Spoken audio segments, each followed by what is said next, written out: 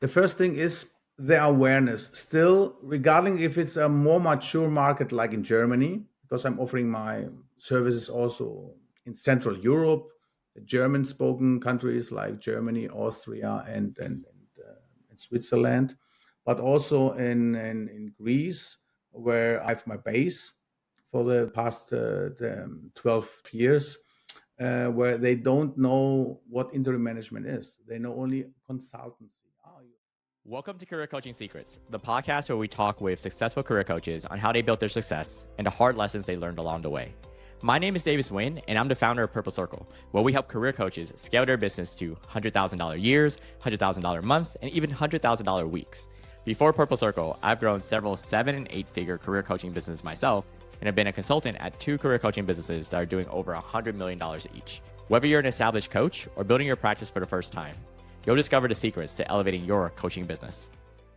Hey everyone, welcome to another episode of Career Coaching Secrets podcast. I'm your host Regen, and today's guest is Konstantin Zois. He is a experienced executive and trusted interim manager providing management as a service.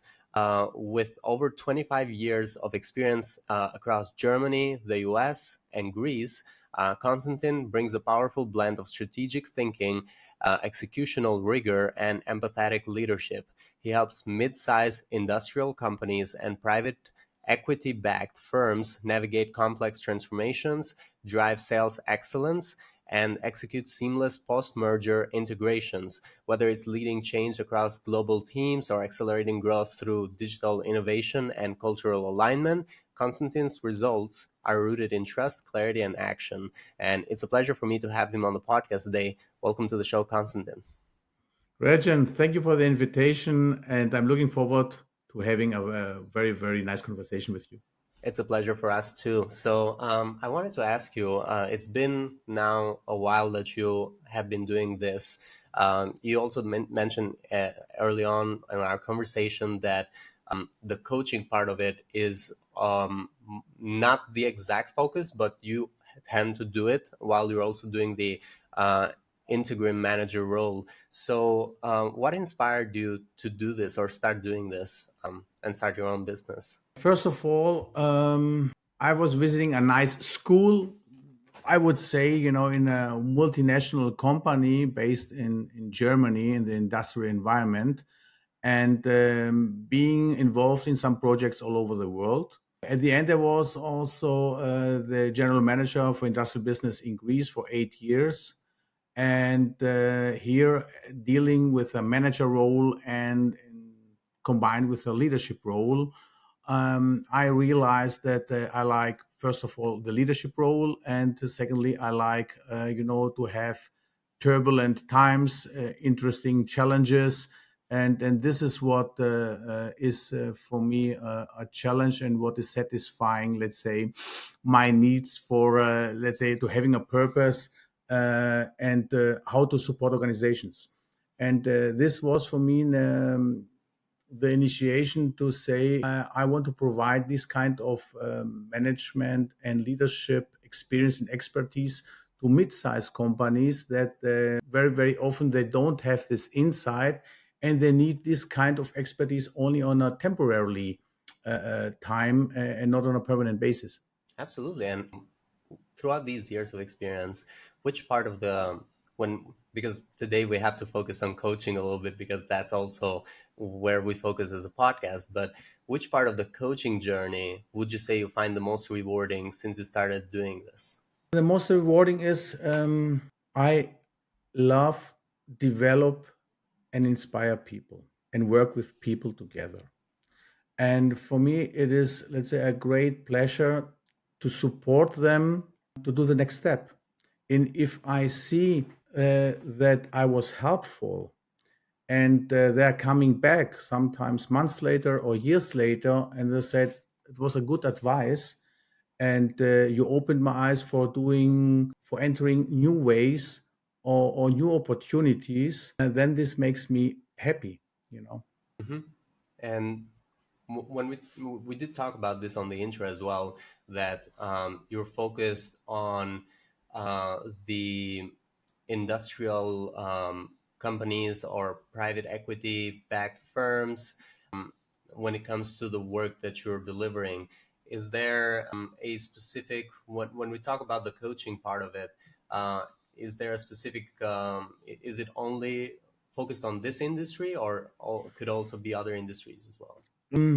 I'm coming from the industrial environment for more than 20 years. However, in the past years, I was involved also in software business, call center business regarding furniture. So different, totally different industrial segments or branches or whatever, how you want to call that. And my lessons learned is that it's not about the industry. It's about the people. It's about behavior, how to treat people, how to develop people, how to inspire people. Again, it's about the people and how to work with them, how to listen to them, how to understand their needs. And this is the focus. And this is what I've realized also in the past 3 years. But I have to clarify, when I'm talking about business, about coaching, I'm talking only about business coaching, because we all know that there are now many, let's say, life coaches existing, and they are doing their job. I'm focused when we are talking about coaching, about their business coachings, their business goals, and how to develop them in this field. And how do people find you, or like how do you connect with these companies and like have them as your clients? What marketing channel works well for you right now? Thank you for this question. So there's a good answer and the difficult part. The easy answer is referrals. People that they know me. I would say a big network in Germany, more than in the industrial area. In Greece, it's different areas where they know me, and then they are referring me to different organizations. The issue is, the challenge is, if organizations and people, and here we're talking about private equity companies, executives, owners of companies, they don't know you, because the magic question or the magic word is trust.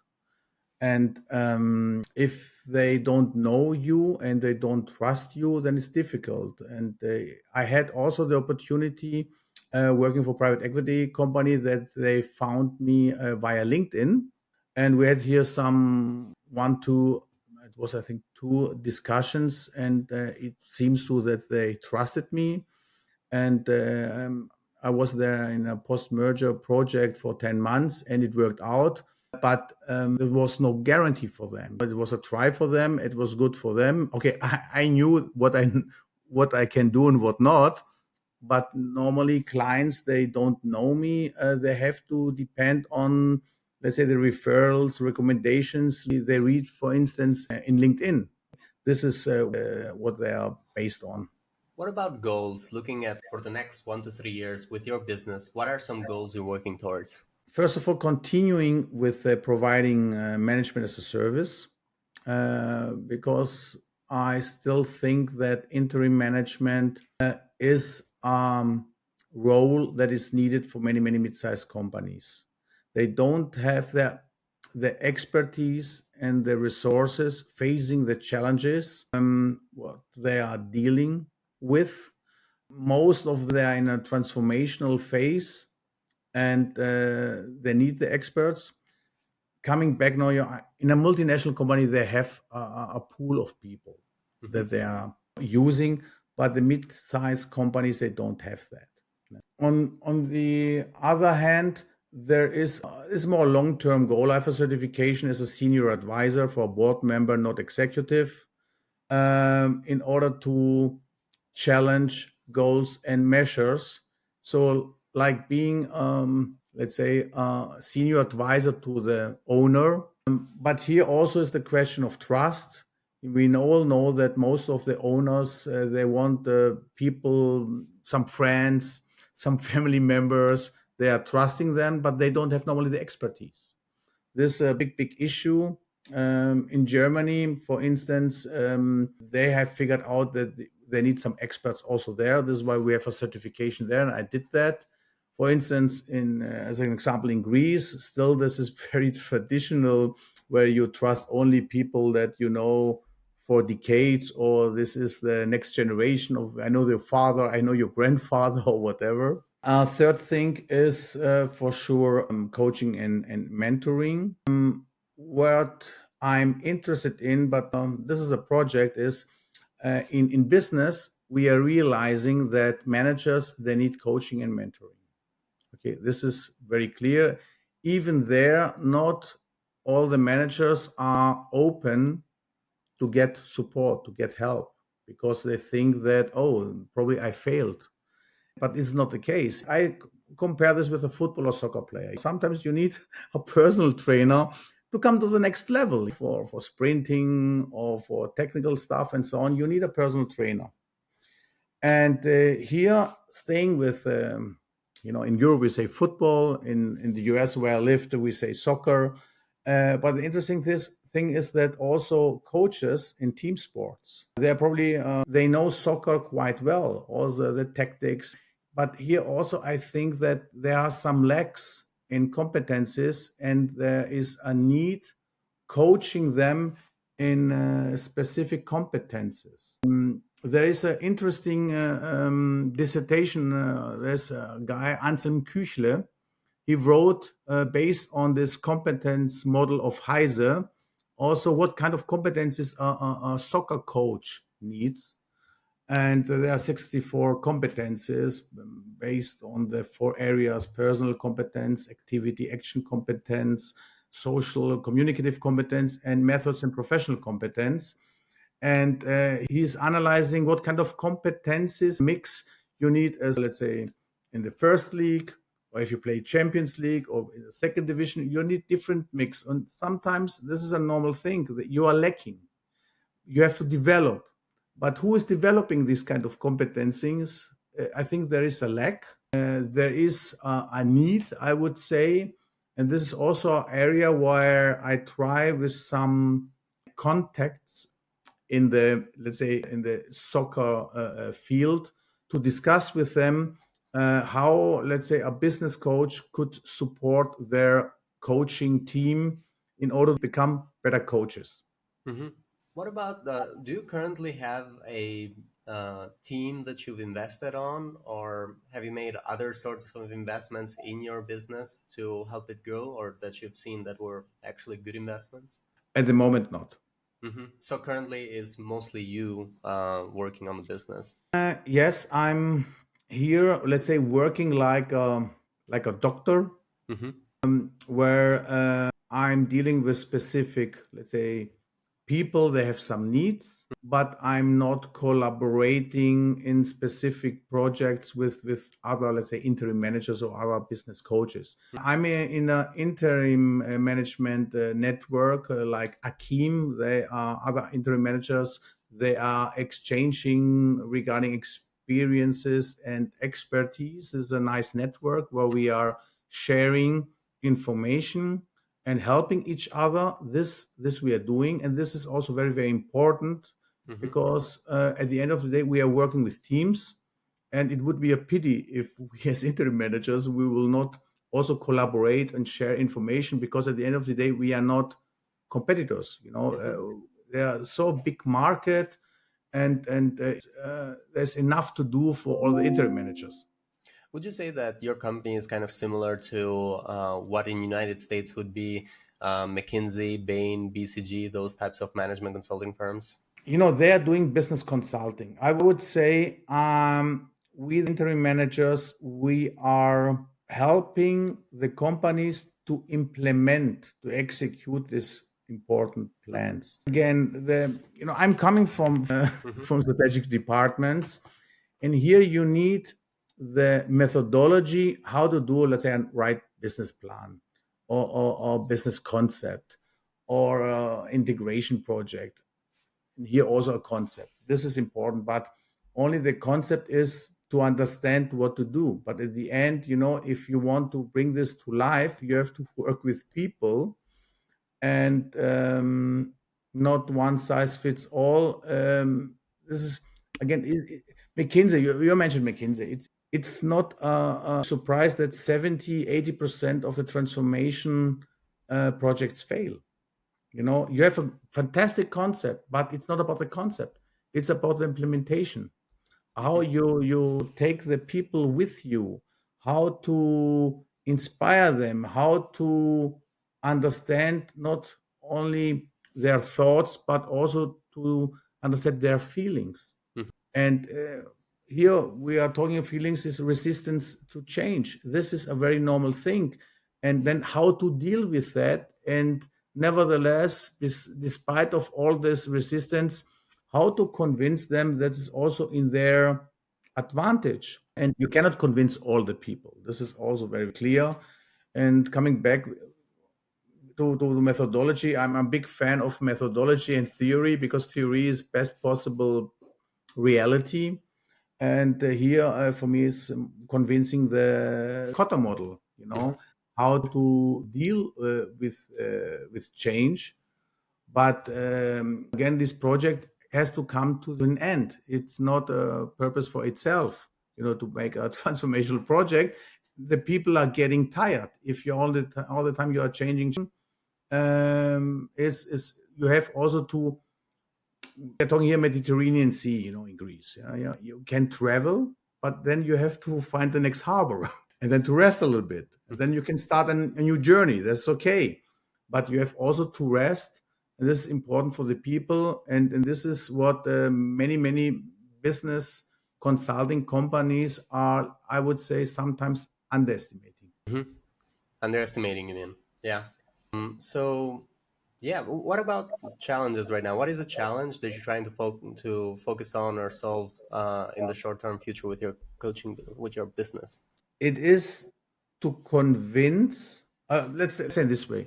The first thing is the awareness. Still, regarding if it's a more mature market like in Germany, because I'm offering my services also in Central Europe, the German spoken countries like Germany, Austria, and Switzerland, but also in Greece, where I have my base for the past 12 years, where they don't know what interim management is. They know only consultancy. Oh, you are a consultant.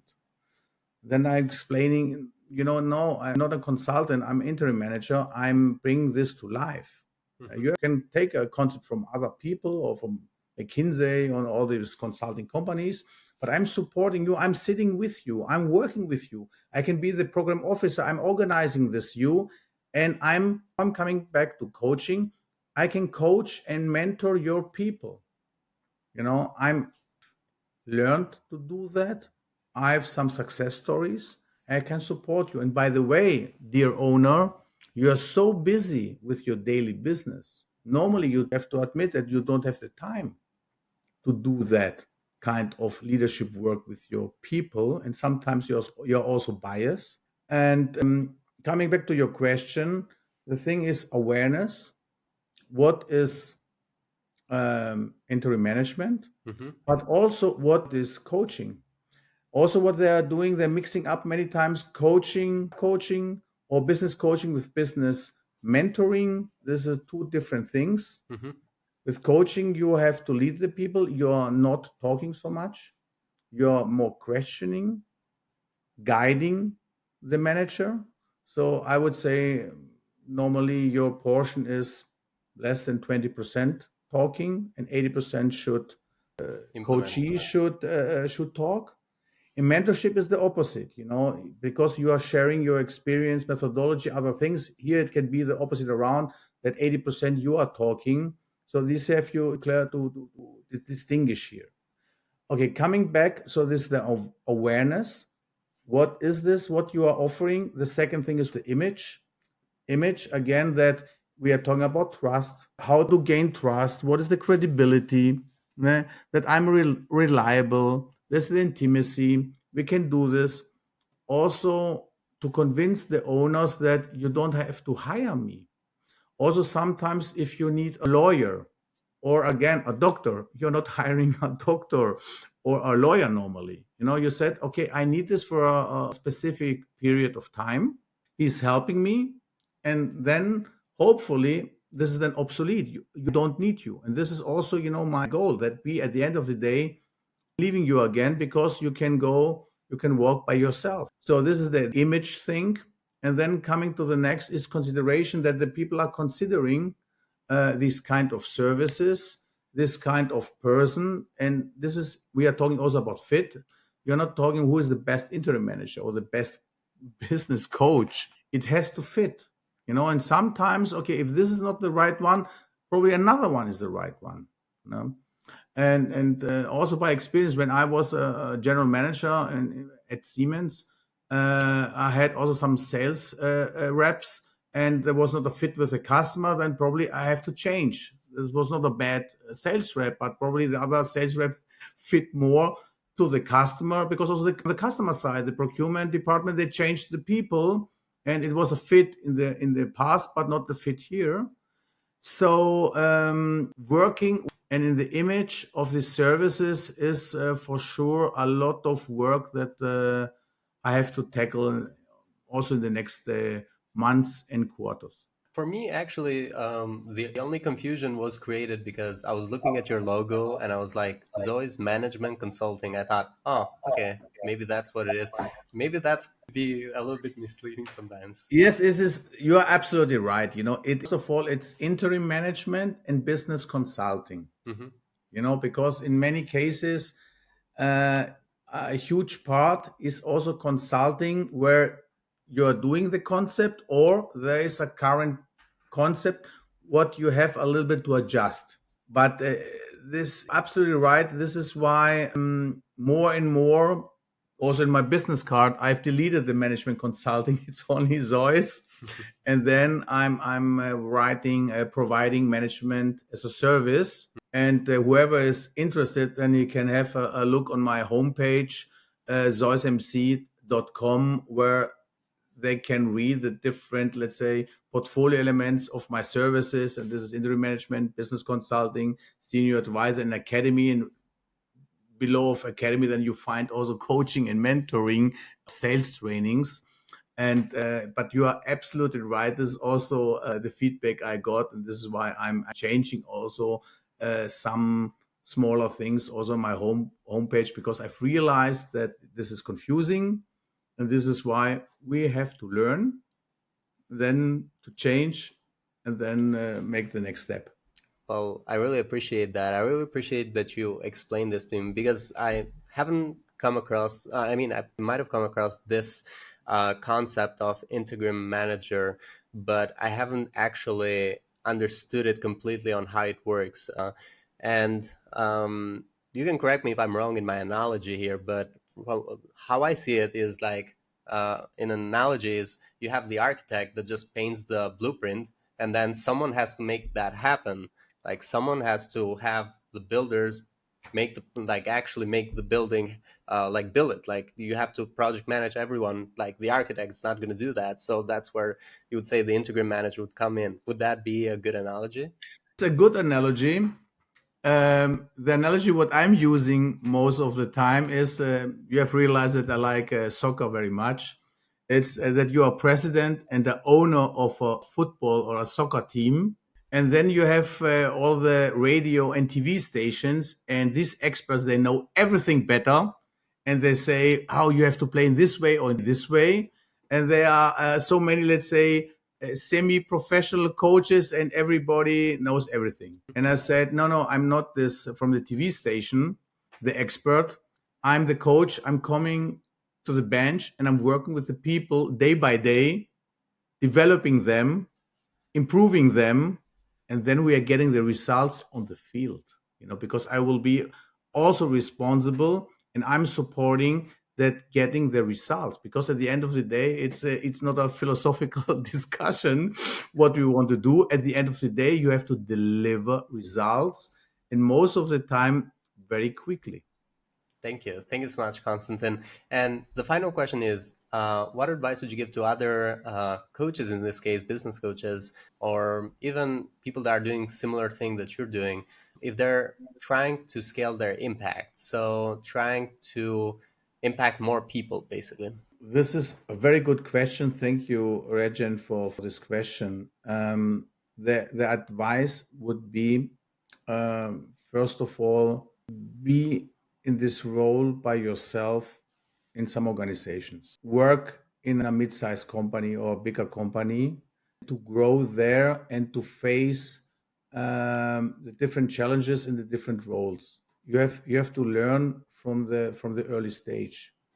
In German, we say, was Hänschen nicht lernt, Hans nimmermehr. What the little Hans is not learning, Hans, the bigger one, will not learn anymore. You have to do this in the childhood, in the early years, and make these experiences. And not only experience, you need also a good, solid theoretical, methodological background. You have to do some courses, some seminars, or some studies. You can do this within your organization. You can do this by yourself. And I'm now 56 years old. At the end of the day, I read many books, many articles, seminars. And the end of the day, it's not so much what you have to learn. There are, in the strategic environment, there are, let's say, 10 articles, 10 books, what you have to read regarding people. If you have understood, not only read, that you have also understood the Goldman, the emotional intelligence, and I'm not telling you about all the books, base book, you're making very big steps and consciously implementing that.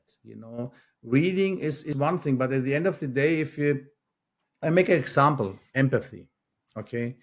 And if we talk about empathy, it's cognitive empathy, emotional empathy, how to deal with other people, try to be this from their perspective. Everybody's struggling with that, but you have to do that because you're dealing with different people with different perspectives. And this you have to train consciously on a daily basis. In a nutshell, some theory, yes. More important, this some points to implement that.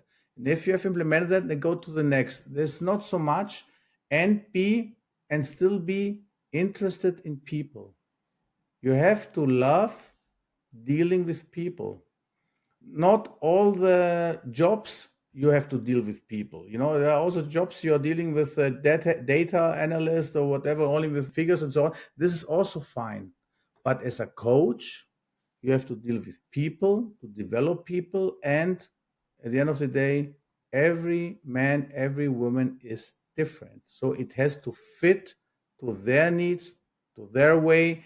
And the tools are helpful, but at the end of the day, the ways are totally different. Thank you. Thank you so much, Konstantin, for coming today. For anyone who wants to find you or connect with you, they can go into LinkedIn. They'll be able to find you at Konstantin Zois. And there's also the website, which is zoismc.com, where they will be able to also get more information around you. Is there any other way they could reach out to you? That's enough. Less is more. Thank you. Thank you so much for coming, Konstantin. Thank you, Regen. That's it for this episode of Career Coaching Secrets. If you enjoyed this conversation, you can subscribe on YouTube, Spotify, Apple Podcasts, or wherever you're listening to this episode to catch future episodes. This podcast was brought to you by Purple Circle, where we help career coaches scale their business to $100,000 years, $100,000 months, or even $100,000 weeks, all without burning out and making sure that you're making the impact and having the life that you want. To learn more about our community and how we can help you, visit joinpurplecircle.com.